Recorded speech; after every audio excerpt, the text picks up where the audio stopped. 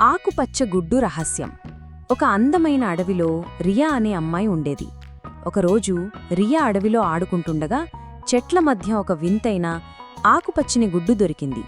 అది చిన్నగా మెరుస్తూ ఉంది. ఆమె దాన్ని తన గదిలో ఒక కిటికీ దగ్గర పెట్టింది.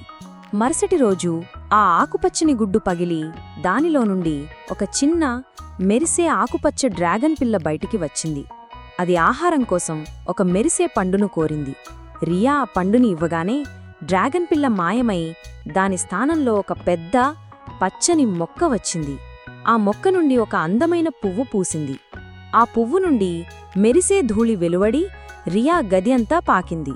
వెంటనే రియా గదిలోని వస్తువులు పచ్చగా మారాయి, అందమైన పూలు పూసాయి. రియాకు ఆ ఆకుపచ్చ గుడ్డు రహస్యం అర్థమైంది. రియా ఆ మొక్కను తన తోటలో పెట్టి అడవిని ఎప్పుడూ పచ్చగా ఉంచాలని నిర్ణయించుకుంది. నీతి: ప్రకృతికి మనం తిరిగి ఇస్తే అద్భుతాలు జరుగుతాయి.